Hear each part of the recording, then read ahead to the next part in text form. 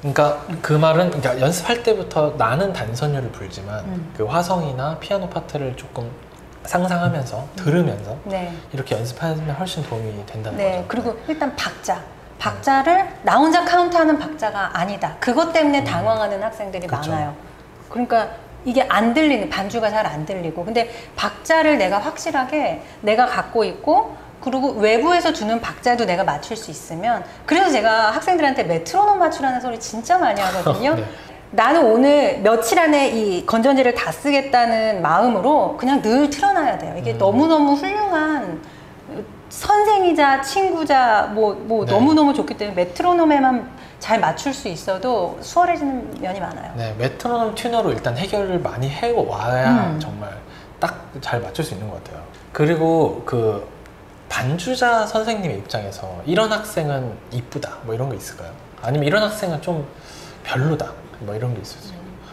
그러니까 흔히 네. 그 반주 선생님들이 잘하는 애를 예뻐한다 이렇게 생각하기 쉬운데 네. 절대 그렇지 않고요. 네. 착한 애가 예쁩니다. 아, 네. 네. 착하고 그리고 나를 신뢰하는 학생. 네. 근데 이게 결국 사람이 하는 거기다 보니까 느껴지거든요. 네. 그 연주를 하다 보면은 이제 음악적인 언어로 교감이 되는데 이게 학생이 나를 믿는지 정말 신뢰를 하는지 너무 느껴지고, 그리고 대화를 하다 보면 학생들 인성 다 나오고요. 네. 착한 학생이, 이거는 저뿐만 아니라 모든 반주 선생님들이 하시는 말씀이에요. 착한 애가 제일 예쁩니다. 네. 그 플룻곡도 사실 되게 다양하잖아요. 근데 혹시 다양하죠. 좋아하시는 곡 있어요? 저는 일단 되게 극과 극으로 나뉘는데, 저는 바로크 음악 너무 좋아하고요. 네. 그 서울대에서는 피아노과 학생들이 부전공으로 챈발로를 해요. 네. 아직도 그러는지 모르겠는데 저 때는 그랬고, 저는 챈발로를 너무너무 좋아했거든요. 네. 그래서 실제로 이런 경험이 있다 보니까 제가 유학 갔을 때 저희 클래스 중에서 챈발로 경력이 있는 사람이 아무도 없었어요. 네. 근데 플룻 하는 학생들이 그 바로크 레파토어는 챈발로를 맞추고 싶어하는 경우가 많았고, 그리고 모든 홀에 챈발로가 다 비치되어 있었거든요. 너무 좋죠, 그거. 네. 저희는 이렇게 허락받고 허가받고 막 돈 들여서 써야 되는데, 거기는 모든 연주 홀에 그냥 그렇죠. 그랜드 피아노 2개, 챈발로 하나 이렇게 있었어요. 네. 튜닝만 좀 해서 쓰면 되죠. 네, 그래서 챈발로를 그때도 이제 제가 많이 쳤는데, 그 트라베르소가 아니어도 그냥 플룻으로도 제가 그 반주를 했거든요. 그리고 오케스트라에서 그 바흐 오케스트랄 스윗 이런 거에서 챈벨로 파트 나온 거 제가 많이 치고, 그래서 저 바로크 음악 너무너무 좋아하고 즐기고, 그리고 정말 제가 좋아하는 곡이 샹들리노 너무 좋아해요. 샹들리노 그래요? 네, 그러니까 제가 사실 짜증나 하실 줄 알았는데. 저는 샹들리노를 처음 친 날 너무 창피했던 기억이 아직도 나요. 맞는 음을 칠 수가 없었어요. 제가 그러니까 연습한다고 하고 이제 제가 첫째 낳고 얼마 안 됐을 때 그 악보를 받았는데 아직도 기억나요. 부산예고 다니던 부산예고에서 1등 하던 학생이었어요. 근데 그 학생이 부산에서는 피아니스트를 못 구한 거예요. 그래서 이제 저한테 부탁을 해서 나도 안 쳐봤는데 한번 해볼게요. 그리고 이제 치는데 이게 만만치가 않은데 그래도 열심히 연습했거든요. 네. 근데 첫 리허설 날 정말 어떻게 쳤는지 기억이 안 나고 창피했던 기억만 이렇게 나요. 그래서 오기가 생기는 거예요. 네. 그래서 그때 진짜 열심히 연습을 했고, 그게 이제 완성이 된 게 유학을 가서 박사 과정 졸업할 때 논문을 쓰느냐 렉처 리사이트를 하느냐 둘 중에 하나를 이제 선택을 할 수 있는데, 네. 요새는 보통 논문을 많이 안 써요. 왜냐면 논문 이제 너무 시간이 많이 걸리고, 저는 딱 3년이라는 기간을 정해놓고 박사 공부를 했기 때문에 저 렉처를 선택을 했고, 제 렉처 리사이트 주제가 샹들리노였어요. 그래서 분석 다 하고, 그때는 너무너무 복잡하게 느껴졌었는데 처음에는 이렇게 분석을 다 하고 이렇게 스트럭처를 보니까 너무 클리어하고 너무 심플한 구조 속에 음만 좀 복잡할 뿐 그냥 그런 곡이더라고요. 그래서 너무 좋아요. 그래서 저희 때는 제가 아주 학생일 때 막 고등학교 때나 그럴 때는 샹들리노스가 지금처럼 이렇게 막 흔하게 치진 않았고요. 맞아요. 하지는 않았고요. 그리고 그래서 반주자 선생님들도 연효정 선생님한테 전화를 해야 된다. 샹들리노스 하면은 그때는, 왜냐면 다들 이제 나 그거 안 돼 이렇게 하시니까 그런 곡들이 좀 있잖아요. 맞아요. 네. 있죠.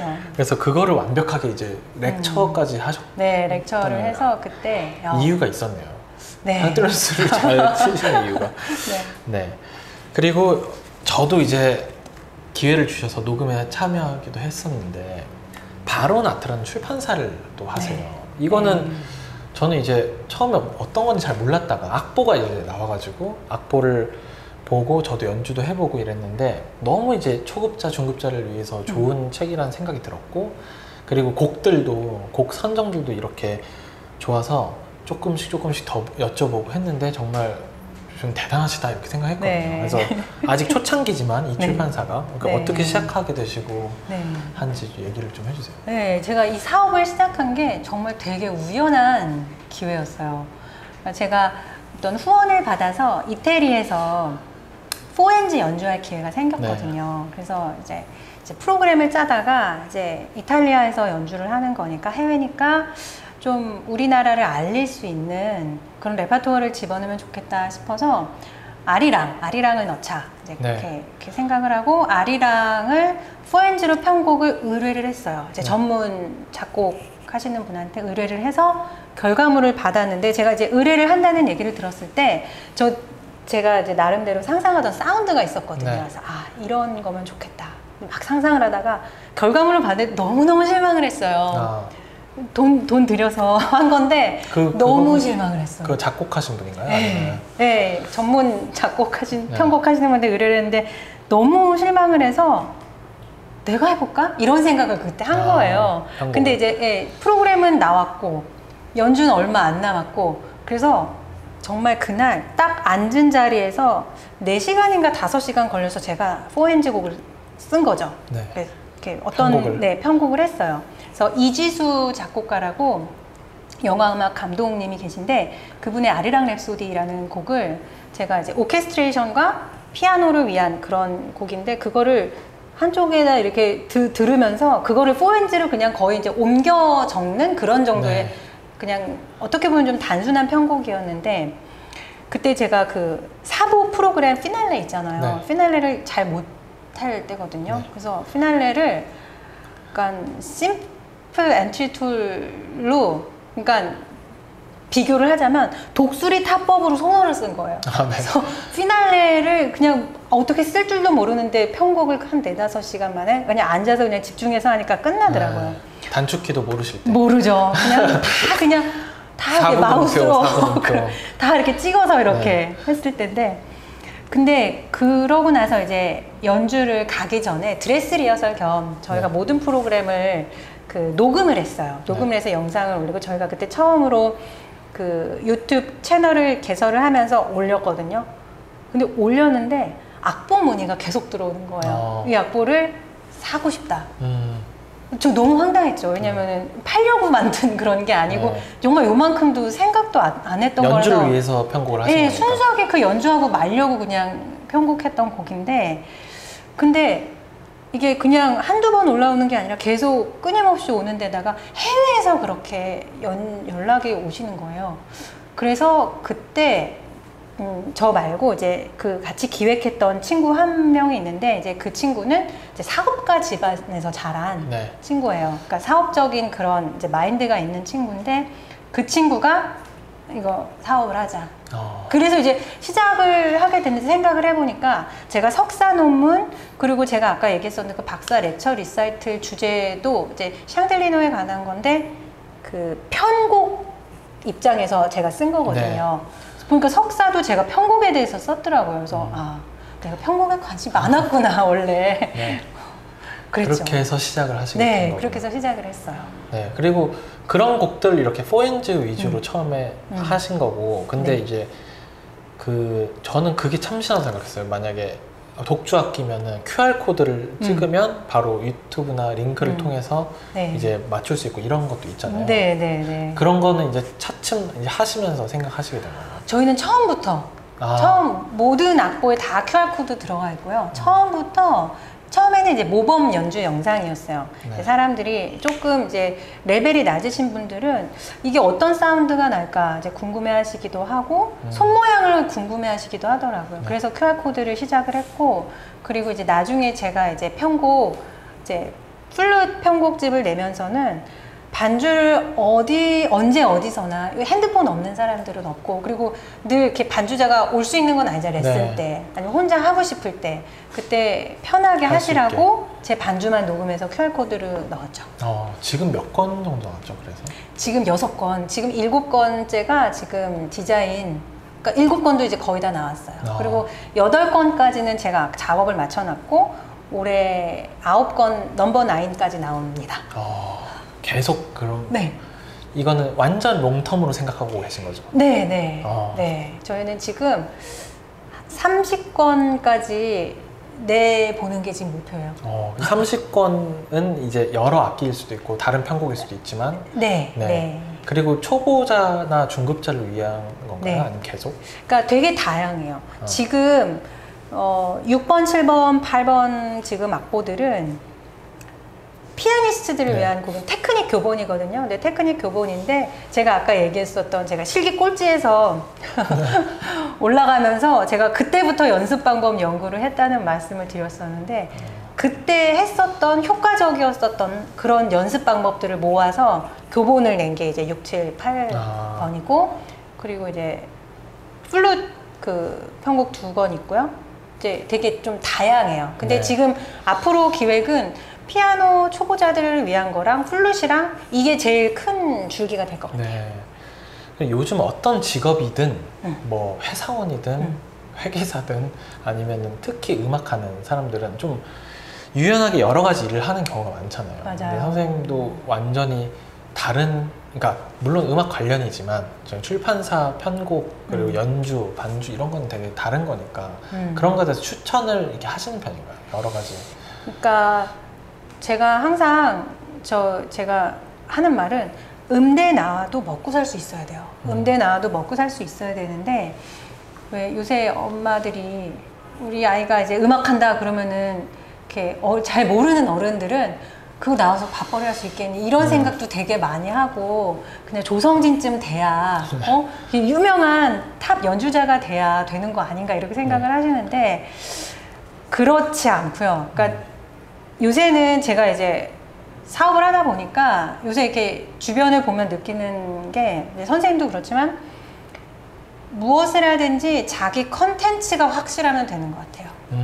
이제 뭐 문화예술 컨텐츠라고 봤을 때 이 컨텐츠가 확실하면은 무엇을 하든지 할 수 있어요. 근데 그렇기 때문에 이제 음악을 전공을 하면서도 내 컨텐츠가 뭔가 늘 고민하고 네. 그런 부분에 있어서 이제 사실 지금 태어나는 아이들 보면은 마스크를 벗고 나가본 적이 없는 애기들 많잖아요. 네. 이 아이들이 자랐을 때 어떤 세상이 될지 정말 모르고 사실 우리가 어렸을 때는 유튜버들이 뭐 이렇게 돈을 벌 거라고 아무도 생각 못 했잖아요. 그렇기 때문에 무엇을 하든지 음악을 하든지 뭐 다른 전공을 하든지 진짜 나의 컨텐츠가 확실하게 되는 게 중요한 것 같아요. 원래 자기 직업보다 오히려 사이드를 하는 게 더 커지는 경우도 많고 합쳐지고 뭐 맞아요. 그리고 새내기 하는 경우도 많고 이러니까 그리고 다 힘들어하니까 요즘에 다 힘들어해서 정말 유연하지 않고 그냥 생각했던 대로만 살면 크게 무너질 수도 있겠다는 위기감 같은 게 있다고 그러면 생각하거든요. 세상이 어떻게 될지 정말 1년 전만 해도 지금 코로나라는 게 있을 일이라고는 생각도 못 했는데 코로나 때문에 망하는 사람들이 있고 오히려 흥하는 사람들이 있거든요. 그러니까 이런 거에 다 유연하게 대처할 수 있으려면 그냥 하루하루 자기의 컨텐츠를 성실하게 쌓아가는 게 최고인 것 같아요. 피날레 또 새로 배우시고 피날레 얼마나 잘하는지 몰라요 지금. 지금은 단축키로 다 강의도 할 판이야. 지금 제가 찾아봤는데 강의도 들었거든요. 이미 이제 그거는 뛰어넘었어. 뛰어넘어서 너무 궁금한데 아는 사람이 없어요. 별로. 저도 포토샵 떠듬떠듬 하다가 프리미어 떠듬떠듬 하다가 이거 안 되겠다 해서 파이널 컷 떠듬떠듬 하다가 네, 그리고 어떻게 보면 이게 하이라이트가 될 수도 있는 얘기 이제 할 건데 물론 다 하이라이트지만 이제 제가 아주 가끔 이제 반주 맞추러 선생님 댁에 방문하면 저는 그냥 이게 실화인가 싶을 정도로 그 새 자녀분이 너무 이렇게 차분하게 공부를 하고 있는 모습을 보거나 그리고 이제 지금은 고1, 첫째가 고1, 둘째가 중2, 셋째가 중1 그리고 첫째가 대원외고 1학년 네, 재학 중이고 중2 미술 지망생이고 홈스쿨. 홈스쿨로 하고 계시고, 그리고 막내는 발레 전공이고 네. 선화의 중. 네. 그리고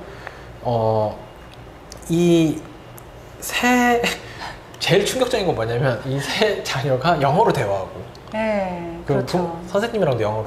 네, 저는 한국말로 해도 이제 영어로 대답하는.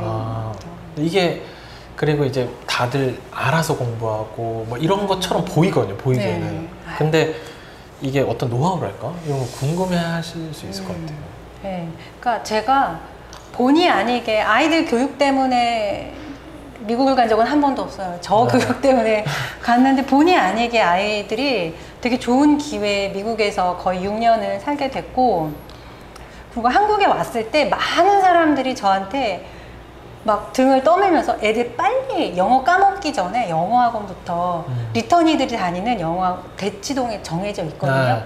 거기를 빨리 보내야 된다. 그 얘기를 했는데 저는 그 말을 안 들었어요. 네. 안 듣고 그냥 제가 미국에서 보니까 바이링구얼이 완벽하게 되기가 쉽지가 않더라고요. 네. 그래서 한 언어가 강하면 한 언어는 좀 약해지기 쉬워서 한국에 왔으니까 이제 한국말을 배우고 영어를 좀 까먹는 게 자연스럽다. 나는 그것도 괜찮다. 이제 그렇게 생각을 했었어요. 네. 그래서 영어학원은 정말 한 번도, 사실 저는 영어학원 이름들도 잘 모르고 네.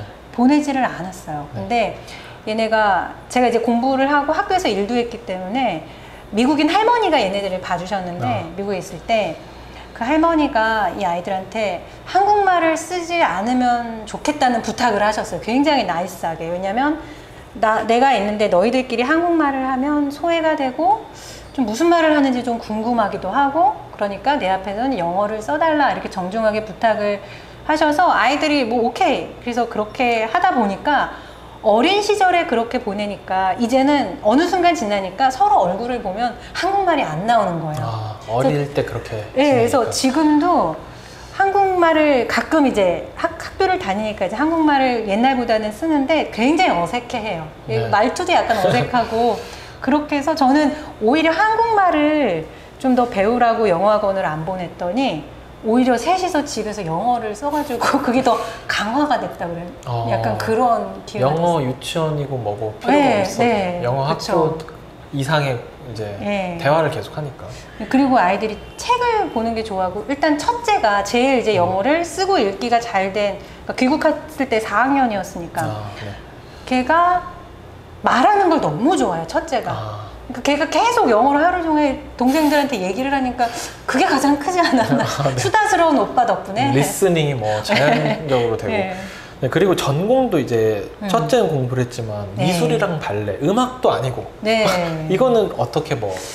사실 저는 제가 음악을 했던 게 너무 좋았어요. 네. 그러니까 흔히 말하는 경단녀였다가 자기가 정말 의지만 있으면 언제든지 다시 활동할 수 있고 공부도 계속 할 수 있고, 그리고 사실 어떻게 보면 되게 폭이 좁은 것 같은데 어떻게 보면 되게 넓어서 할 일도 많고, 그래서 저는 아이들이 음악을, 딸 둘 중에 한 명 음악을 할 줄 알았는데 네. 그게 마음대로 안 되더라고요. 네. 그냥 미술하고 싶고 발레를 너무 하고 싶어 하니까 제가 어떻게 말릴 수가 없어서 그냥 하겠다, 어느 네, 날? 네. 너무너무 좋다. 이렇게. 그러니까 미술은 정말 학원도 안 보내봤는데 자기는 미술을 너무 하고 싶다고 그랬고, 발레한 막내는 제가 운동 삼아, 여자한테는 발레라는 운동이 너무 좋으니까 그래서 발레를 시켰어요. 네. 근데 두각을 나타내더라고요. 네. 그리고 열심히 하고 좋아하면 또 너무 좋아요. 네. 너무 좋아요. 말릴 수가 없어요. 그래서 뮤지컬 사운드 오브 뮤직에 캐스팅이 됐다는 소리가 있던데. 네네. 그러니까 올해, 그러니까 결국에 이제 무대에 오르지는 못했어요. 근데 네. 400대 1의 경쟁률을 뚫고. 사운드 오브 뮤직이 그 7명이 필요하지 않나요? 네, 7명인데 첫째는 좀 성인이 하는 경우가 네. 많아요. 그래서 이제 아역 6명을 뽑는데 그 중에 셋째 딸로. 셋째 딸, 둘째 딸인가? 아무튼 그쯤으로 네. 캐스팅이 됐어요. 그럼 언젠가 공연을 하나요? 그러니까 그게 취소가 된 게 아니라 내년으로 미뤄졌다. 그리고 캐스팅을 홀드하겠다 이제 얘기를 하셨는데, 사실 저희 아이뿐만 아니라 나머지 5명이랑 분위기와, 그러니까 대령집 아이들 분위기와 키 이런 걸 다 맞춰서 뽑았기 때문에 이게 이제 성장기 어린이들이 이제 달라서 내년에 글쎄 뭐 시켜준다는데 할 수 있을지는 모르겠어요. 변동이 있을 수도 있지만 네. 어쨌든 너무 아쉬워했겠네요. 그 400대 1을 뚫고 됐는데 갑자기 다 취소되고 울고 막 울고불고 난리가 났었는데 네, 저는 조금 많이 아쉽지는 않았는데 참 신기했어. 이게 될 수도 있구나.